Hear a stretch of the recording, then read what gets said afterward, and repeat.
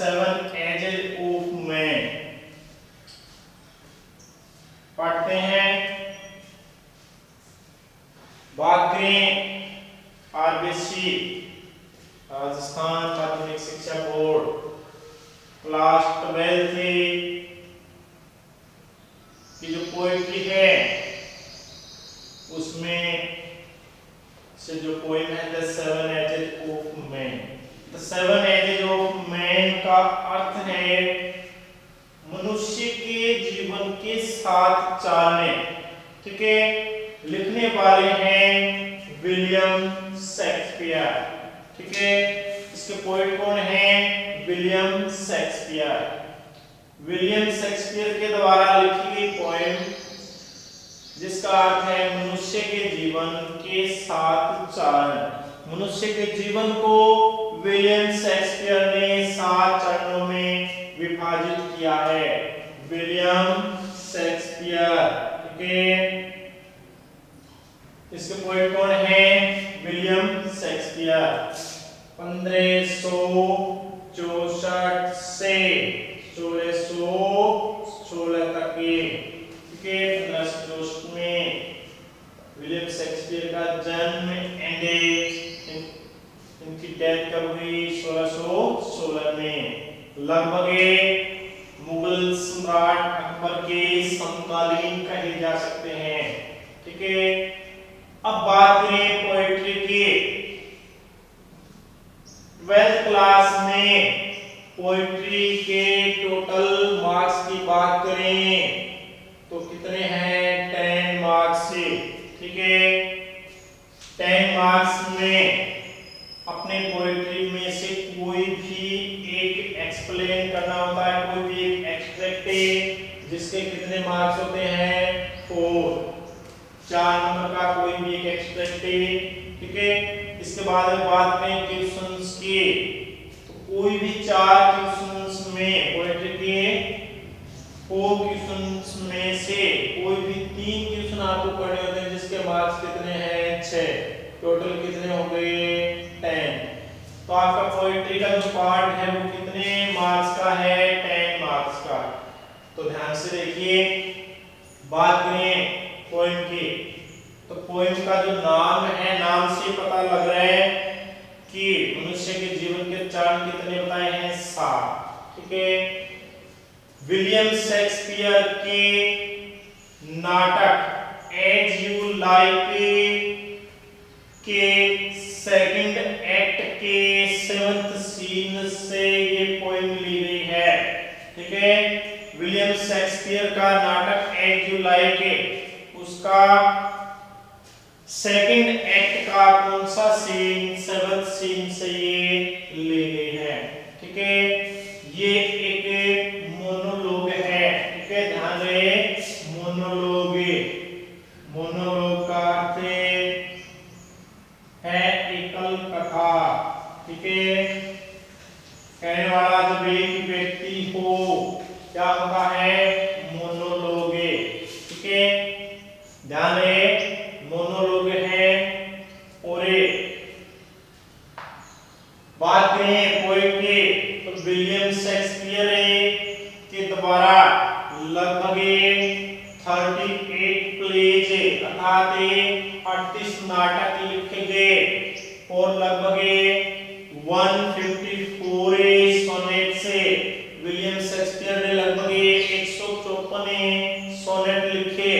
ठीक है, sonnet means 14 line से। जो पोएम 14 लाइन्स में होती है, 14 पंक्तियों की जो पोएम होती है उसे क्या कहा जाता है? सोनेट।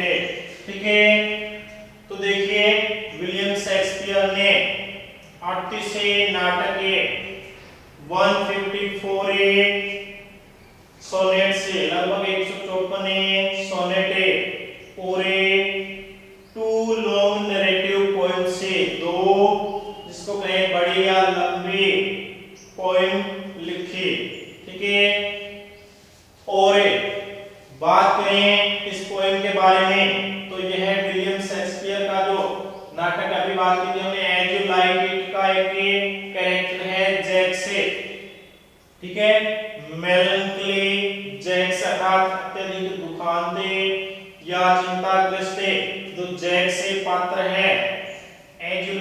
का उसके द्वारा कथित ये पोइमें, ठीक है, उसके द्वारा वर्णित है।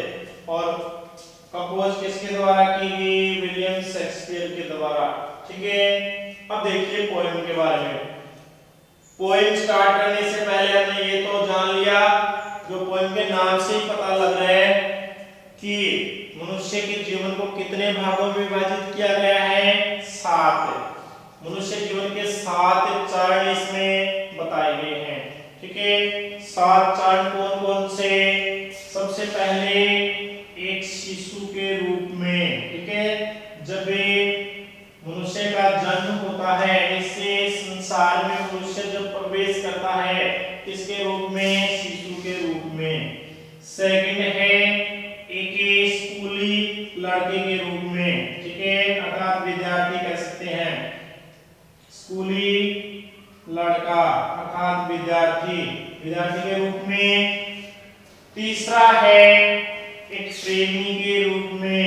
इसमें जो 7 चरण है उसमें फर्स्ट है शिशु के रूप में, सेकंड स्कूली लड़के के रूप में, थर्ड है एक प्रेमी के रूप में, और इसमें जो चौथा चरण है एक सैनिक या एक सिपाही के रूप में।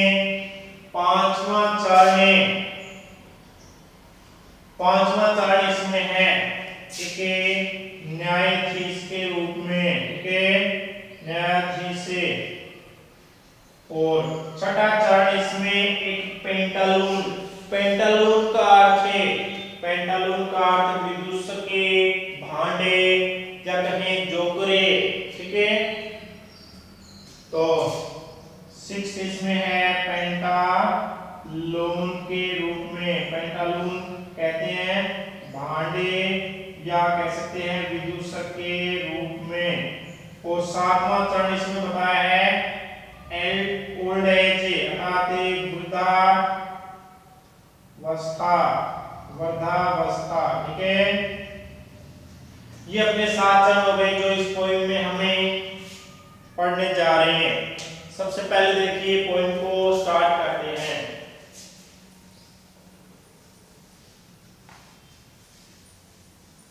देखिए, all the world's stage, संपूर्ण संसार एक रंगमंच है, संपूर्ण संसार एक रंगमंच है, ठीक है। वर्ल्ड का क्या हो गया? संसार, ठीक है। और स्टेज क्या हो गया? रंगमंच। क्या हो गया? रंगमंच, ठीक है। तो संपूर्ण संसार एक क्या है? रंगमंच है, ठीक है। कवि ने क्या कहा है? संपूर्ण संसार को क्या माना है? कि रंगमंच के समान है, ठीक है। And all the men and women merely players, सभी पुरुष और महिलाएं मात्र पात्र हैं, ठीक है।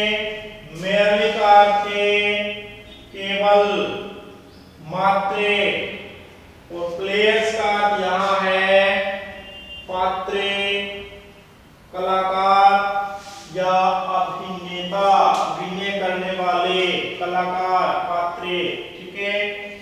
And all the men and women merely players, और सभी पुरुष और महिलाएं केवल पात्र हैं, ठीक है। They have their exits and their entrances, वे, दे का अर्थ वे कौन है? All the men and women, ठीक है। दे कौन है? All the men and women, वे प्रवेश करते हैं और चले जाते हैं, अर्थात आते हैं और चले जाते हैं। एग्जिट्स का अर्थ होता है प्रस्थान, एग्जिट्स का अर्थ है प्रस्थान, गमन। एंट्रेंसेस का अर्थ क्या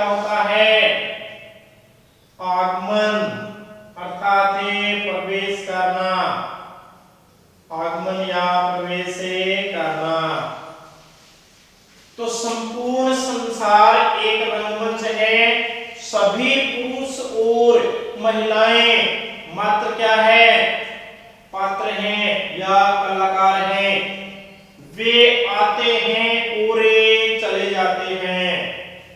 and one man in his time plays many parts, और एक मनुष्य अपने जीवन काल में अनेक प्रकार की भूमिकाएं अदा करता है, भूमिकाएं निभाता है। ठीक है, हिज टाइम, इन हिज टाइम का हो गया अपने जीवन में, अपने जीवन में, अपने जीवन के दौरान। प्लेज का अर्थ है निभाता है। ठीक है, निभाना अर्थात अभिनय करना। मैनी पार्ट्स से, मैनी पार्ट्स का अर्थ है कई, अर्थात अनेक भूमिकाएं, कई भूमिकाएं। ठीक है, अनेक या कई भूमिकाएं। His acts being seven edges, उसकी भूमिकाएं 7 चरणों में है। एक्ट्स का अर्थ क्या है? भूमिकाएं। ठीक है, एक्ट से भूमिकाएं, अदाकारी। 7 एजेस का अर्थ क्या है? 7 चरण। 7 एजेस का अर्थ क्या है? 7 चरण। तो मनुष्य की जो मनुष्य के जीवन की जो भूमिकाएं हैं, जो अदाकारी है, उसको कितने चरणों में? 7 चरणों में। ठीक है, पोएम का नाम ये है। अब देखिए, पोएट शेक्सपियर ने यहाँ पर संपूर्ण संसार को एक रंगमंच बताया है, संपूर्ण संसार को एक रंगमंच और प्रत्येक मनुष्य के जीवन को एक नाटक के रूप में रूपांतरित किया है, अर्थात माना है। सबसे जो फर्स्ट लाइन इसकी है, ऑल द वर्ल्ड्स स्टेज, तो ये हमारे जो फिगर ऑफ स्पीच है, बात करें फिगर ऑफ स्पीच की। ठीक है, तो इसको कह सकते हैं मेटाफरे। इसमें कौन सा फिगर ऑफ स्पीच है? मेटाफर। मेटाफर का अर्थ होता है रूपक। ठीक है ना? हाँ, जो फर्स्ट लाइन है ऑल द वर्ल्ड से स्टेज, इसमें बात करें फिगर ऑफ स्पीच की, तो कौन सा है? मेटाफरे, अर्थात रूपक, अलंकार। फिगर ऑफ स्पीच का अर्थ क्या होता है? अलंकार। कौन सा फिगर ऑफ स्पीच से बात करें तो मेटाफर। मेटाफर का अर्थ है रूपक, रूपक, अलंकार। तो कवि ने संपूर्ण संसार को एक रंगमंच मानते हुए संपूर्ण संसार के जितने भी पुरुष और महिलाएं हैं उनको क्या माना है? इसके पात्र माने हैं। संपूर्ण संसार में जितने भी मनुष्य हैं उनको क्या माना है? पात्र, अर्थात कलाकार। जैसे प्रत्येक रंगमंच पर उसके कलाकार अर्थात अभिनय करने वाले, अर्थात उसके पात्र उस पर अपने अपनी भूमिकाएं निभाते हैं। इसी प्रकार से शेक्सपियर ने संपूर्ण संसार को एक रंगमंच माना है और संसार के सभी पुरुष और महिलाएं केवल क्या है? इसके पात्र, जो प्रवेश करते हैं और चले जाते हैं। अर्थात जिस प्रकार से एक रंगमंच पर इसके कलाकार या पात्र अपनी भूमिका अदा करने के लिए प्रवेश करते हैं और अपनी भूमिका को अदा करके वापस से प्रस्थान करते हैं, गमन करते हैं, तो इसी प्रकार से संपूर्ण मनुष्य, इस संसार में जितने भी मनुष्य हैं वे इसमें प्रवेश करते हैं, अर्थात जन्म लेकर के इस संसार में आते हैं और अपने विभिन्न प्रकार की भूमिकाओं को अदा करते हुए वापस गमन कर जाते हैं, चले जाते हैं, अर्थात मृत्यु को प्राप्त हो जाते हैं। ठीक है, और एक मनुष्य अपने जीवन काल में, प्रत्येक मनुष्य वो अपने जीवन काल में विभिन्न प्रकार की भूमिकाएं अदा करता है। जिस प्रकार से एक पात्र रंगमंच पर अलग अलग भूमिकाएं निभाता है अलग अलग प्रकार से, उसी प्रकार से मनुष्य भी अपने पूरे जीवन काल के दौरान अलग अलग तरीके की भूमिकाएं निभाता है, अर्थात अभिनय करता है। उसको 7 चरणों में बांटा गया है। 7 चरणों में कितने चरणों में? 7 चरणों में। कौन से 7 चरण है वो हमने पहले देख लिए थे और उसको आगे में पढ़ते हैं। देखिए, एट ए फर्स्ट द इन्फेंटे, सबसे पहले एक शिशु के रूप में, सर्वप्रथम एक शिशु के रूप में। तो इन्फेंट का क्या अर्थ होता है? शिशु। इन्फेंट का अर्थ होता है शिशु। शिशु का अर्थ है नवजात। ठीक है, तो मनुष्य के जीवन की शुरुआत अर्थात मनुष्य इस संसार में प्रवेश करता है इसके रूप में, एक शिशु के रूप में। ठीक है, तो पहली भूमिका इसने क्या बताई है? एक शिशु के रूप में। Mewling and puking in the nurses arm से, अपने धाए के बुझाव में, धाए की बाहों में उल्टियां करते हुए, ओरे रोते हुए, रोते चिल्लाते हुए और उल्टियां करते हुए।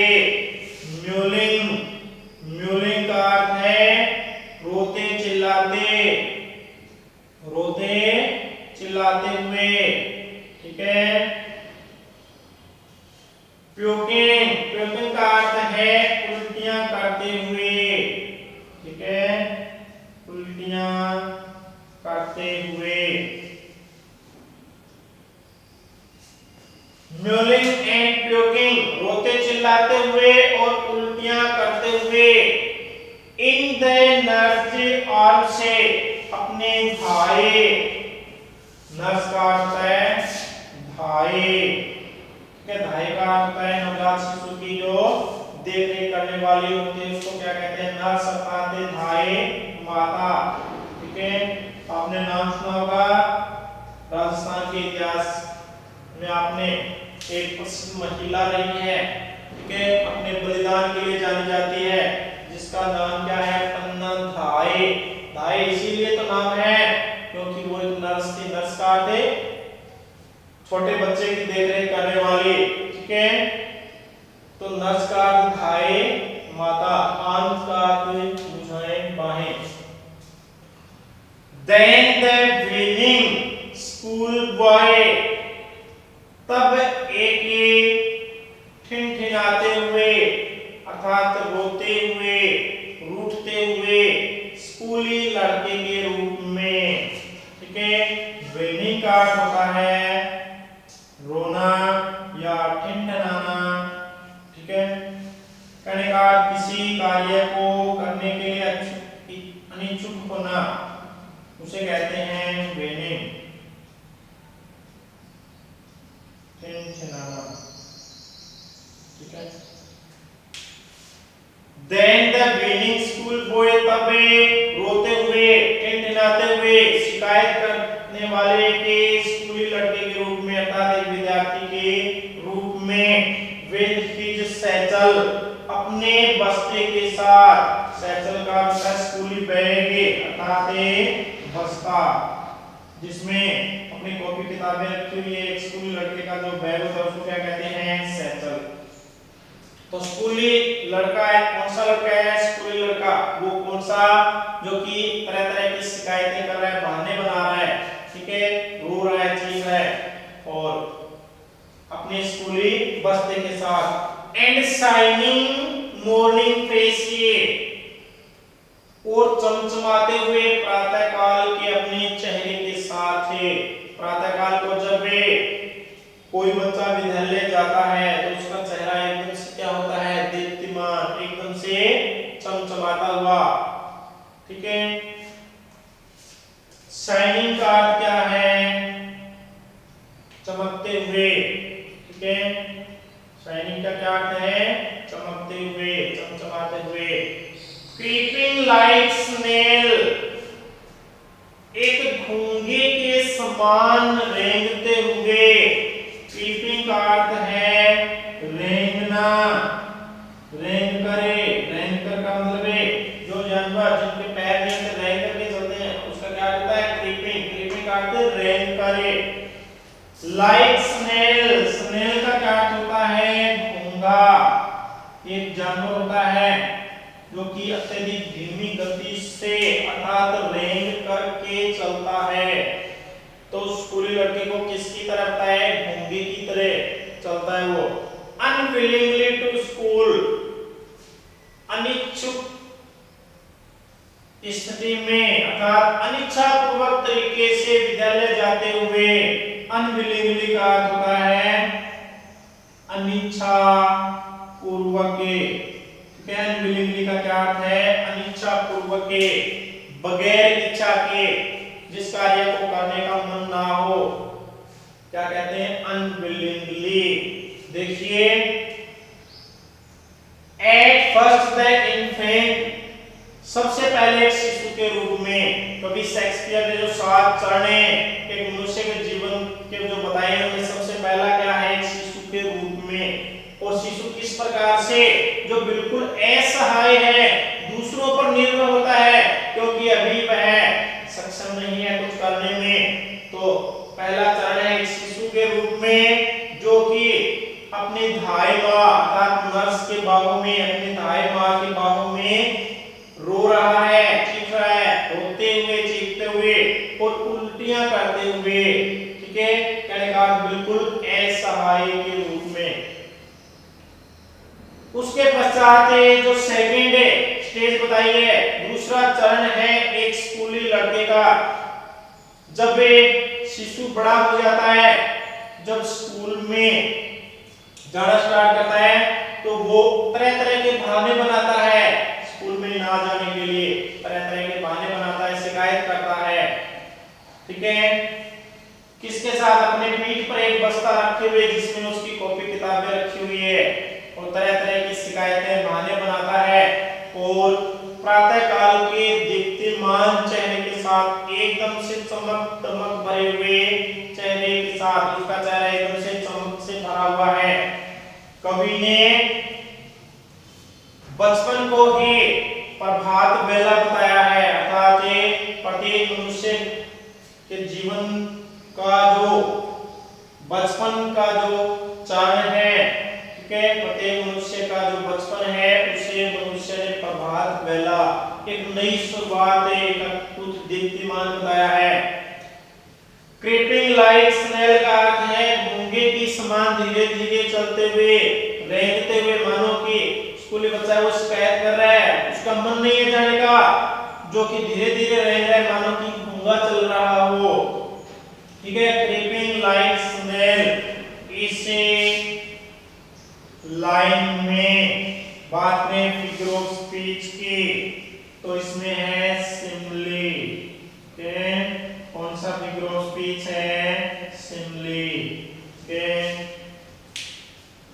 सिमिली का अर्थ क्या होता है, उपमा।